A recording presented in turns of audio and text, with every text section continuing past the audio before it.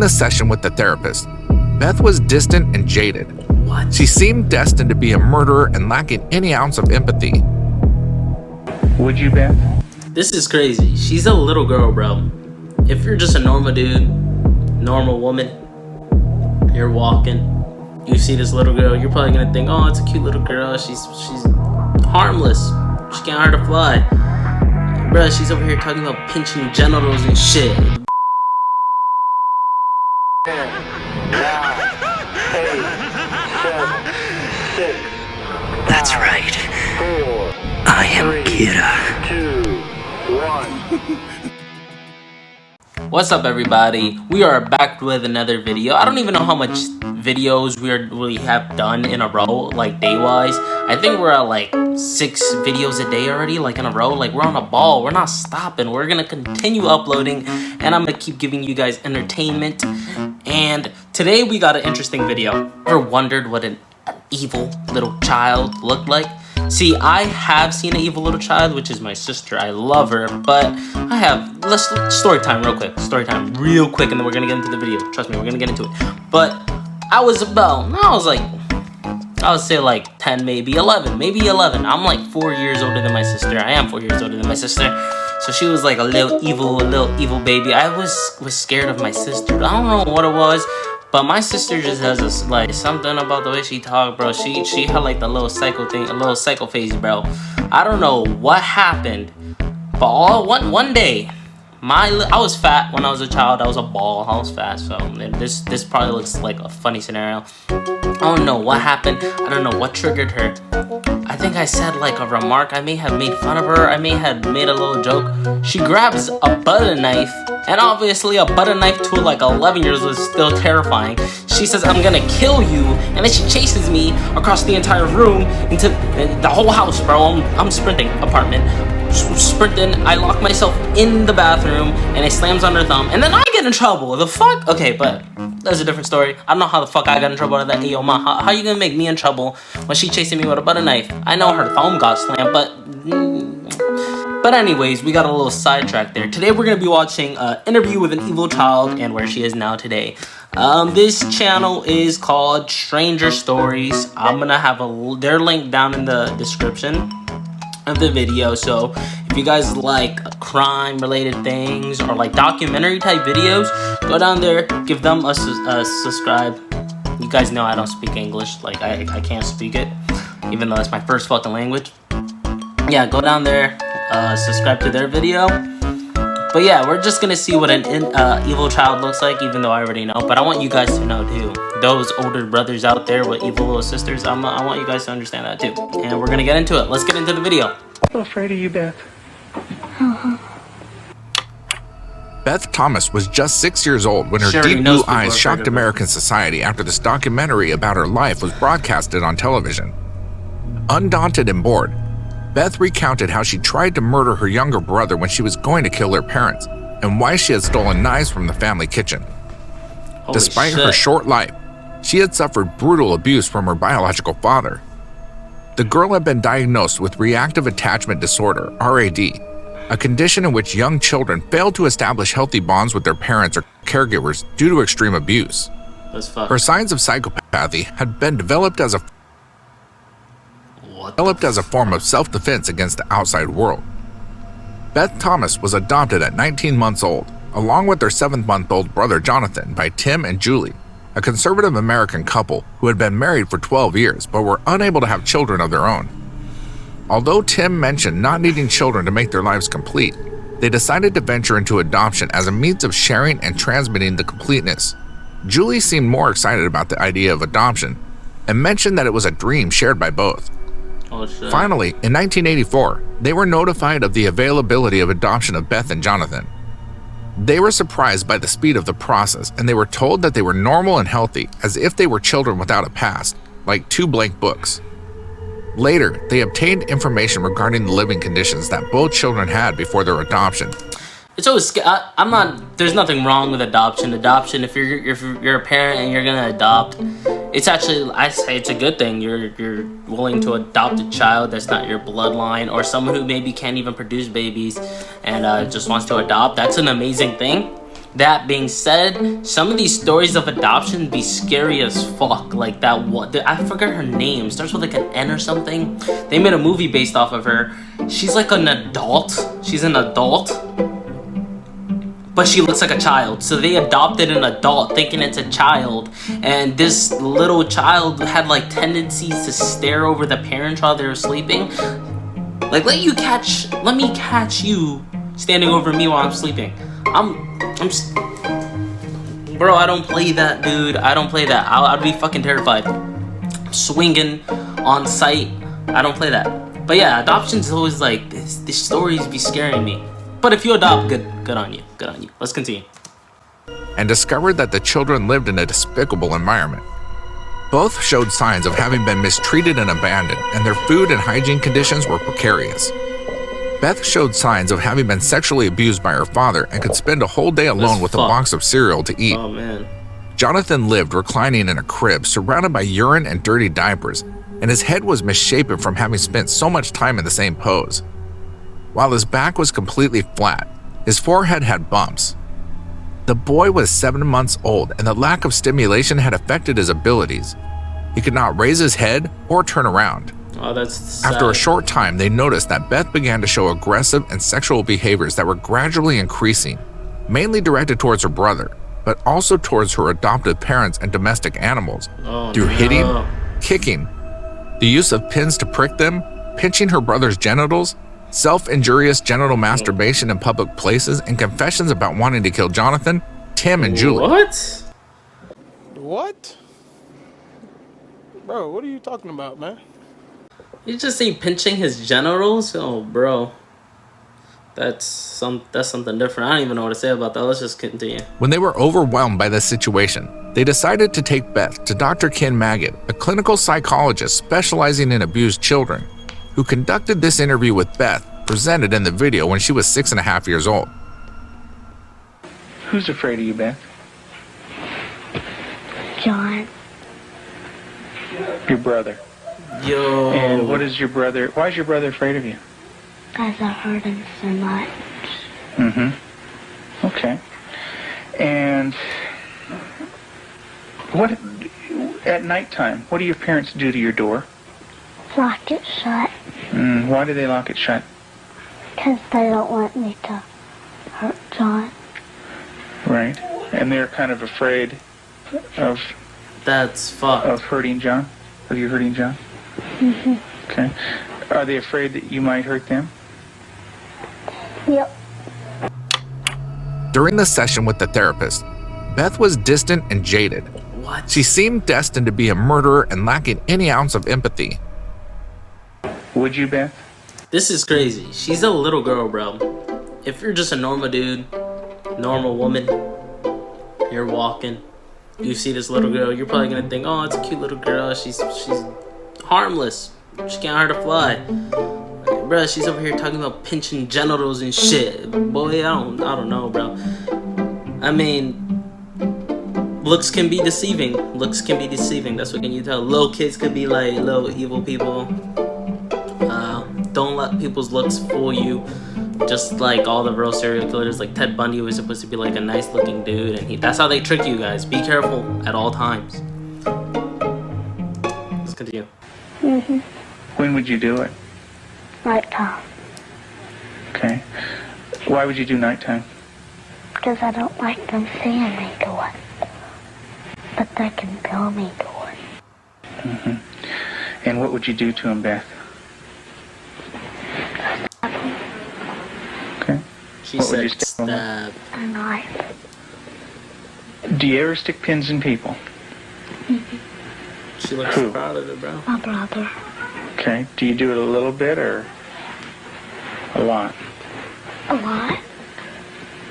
Okay. And what are you trying to do to your brother? Kill him. Why do you want your brother to die? Fuck. Because I was hurt so bad. And I don't want to be around people. Okay. Who else would you like to stick pins into? Mommy and Daddy. What would you like to have happen to them? Die.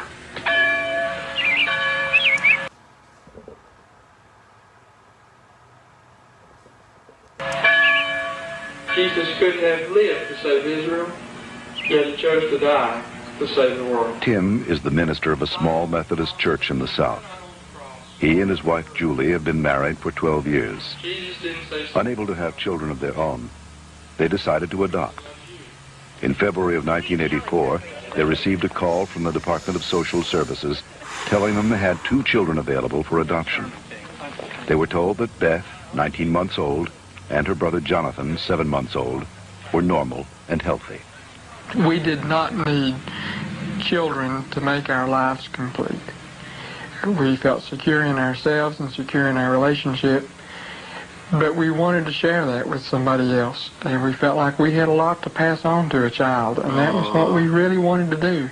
And when the phone call came, it was like, at last it's here. It seemed like a miracle. It had happened so quick. We'd heard of couples having to wait 5-10 years. Give me a second, everybody. I got on a child, and here we had 2 young children. It was like the answer to our dream. Their dream became a nightmare when they realized that Beth and Jonathan had severe emotional problems. Beth and her brother Eric were children of a dysfunctional family.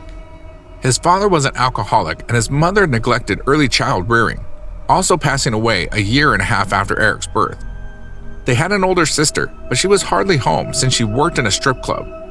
Her father sexually abused Beth from birth to 3 years, at which point social services took care of the children.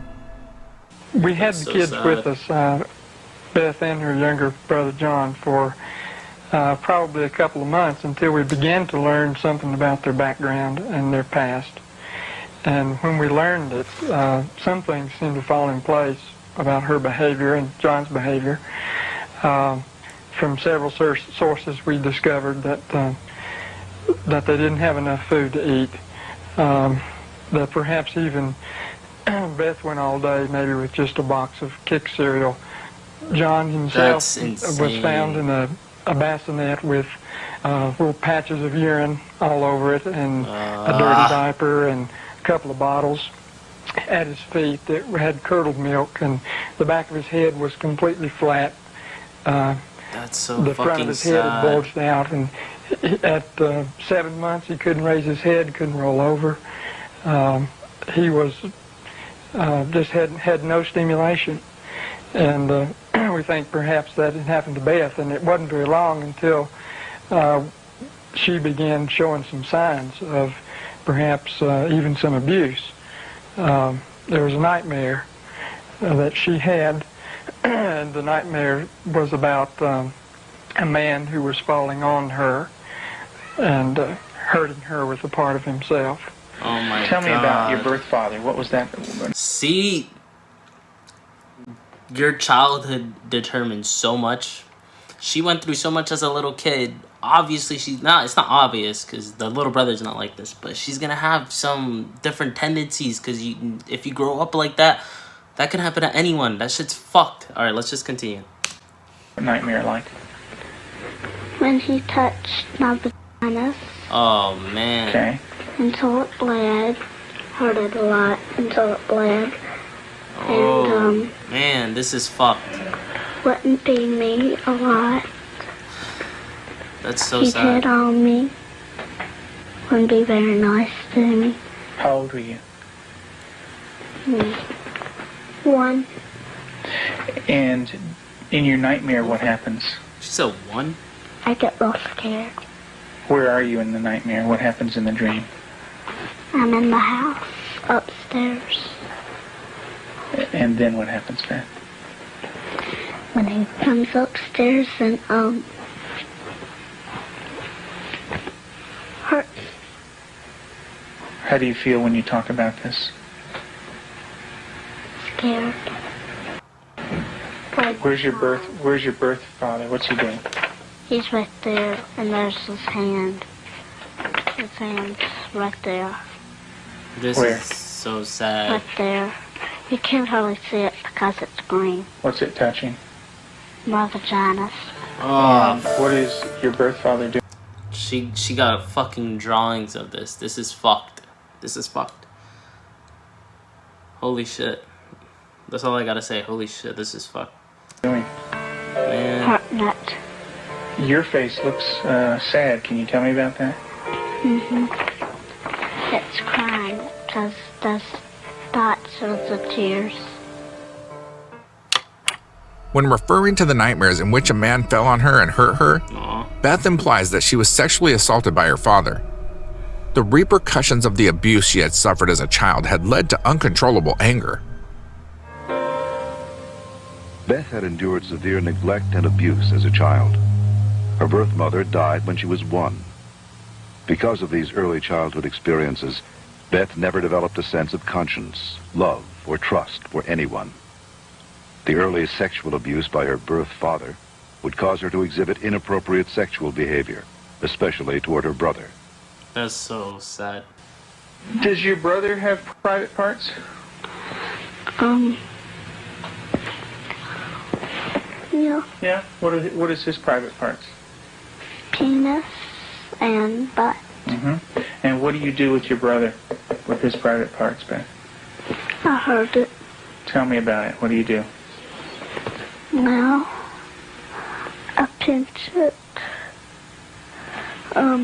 That's Squeeze it. a kid. Kick it. Kids shouldn't even know what the opposing gender's genitals look like, bro. Especially your own sibling. Oh man, this is sad. This makes me really sad, guys. Man. When you do things to your brother's private parts, what does he say? Stop. Okay, tell me that. Bro. Well, he says stop, but I Oh. don't stop. Well, he says stop, but I don't stop.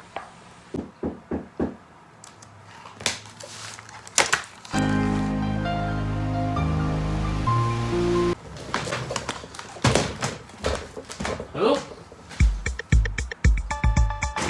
I interrupt my fucking video, you know? Bro, hey. My gloves, bro. I was looking gloves real quick. I thought it was finally I said recording. Oh my god. I just want to push the bag, bro. No, bro, I'm gonna kill you in your sleep. What's up, y'all? Just visiting. Who the fuck is that guy? Oh, you already stopping by? Now I gotta add this to the video. I'm not even kidding you, bro. I've been fucking trying to film this shit. It died. It was choppy. I had to reset my computer. And look at your goofy ass on camera. Goofy as hell. That's Anthony. Now they know you. That's not. This is your feature. This is your fucking feature. You really trying to watch an interview? Have fun editing this. What the hell is even that? I'm gonna have to like show this. Like this whole part, like you're gonna go through it? I'm gonna go through it. I'll put it in as a little funny segment. That's what they're gonna know you as that. Everybody, that was Anthony. That's my boy. Sorry again, bro. This video is fucked. All right, I've been trying to film this shit for like over an hour, and that's something. My computer died. The cat problems. He was fucking up this video. This video is just not meant to be. But we're gonna try to finish it now. We're gonna finish the video now. Let's just continue. Okay. And would you like to do that to other boys? When I caught her with Jonathan one morning, she was molesting him. He was crying and his pants were down, and I said, Beth, what's happening? And she said, I pulled his penis and put my finger up his anus. And I said, didn't he say to stop? And she said, yeah, he did. And I said, did That's you? crazy. And she said, no. Beth and her brother Jonathan had lived alongside their biological father in a state of total abandonment. Also, as a result of her pain, Beth sexually harassed her brother. Have you ever rubbed your private parts? Bro, she's like 8 years old, bro. 8 years old, bro. And she's already like exposed to this shit. This shit is fucked. This is gross. This is literally like the most disgusting video I've ever Do you seen. do it a lot? A lot. So sad. How much do you do that? Not every single day in Lexington. I did it every single day until it got real bad and messed up, and I had to go to the doctor, and I did not like it. What do you mean by real bad?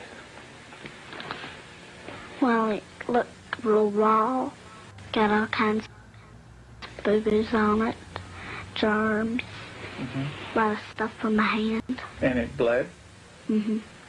She started to masturbate at inappropriate times. I remember one time, specifically, when we were at the hospital waiting for Tim to come out. He was there visiting. And Beth and John were in the back seat, and I turned around, and she had her legs spread and was masturbating in a public parking lot. And I had tried to explain to her numerous times before that that's private area. You don't do it in public places. And gone over that with her, and it never seemed to faze her. And Julie, how often would your daughter masturbate? Daily. Constantly. That is crazy. That is gross. 4 of them. Can you tell me their names? Clyde, Shuggy, Darcy, and Annie. And Daddy said a day ago that there was a stray cat who did not have a home, so Daddy was taking care of it and took it to the vet when he had a flight. I'm done with this video. I'm gonna post this anyways just because we sat through so much, like 14 minutes of it. This video's fucked. I don't think this shit was meant to be. Maybe, like, I don't know. This shit, my thing's crashing now. My cat's making noise, and I'm gonna have to get up again. And the way I'm set up right now, nah. I'll film. If you guys really want me to finish this video, because it is entertaining as fuck. It's clearly fucked though. It's like really fucked. But we have to hit like a certain amount of likes or something. I don't know. So just like, subscribe, and comment for more. I'll see you guys later.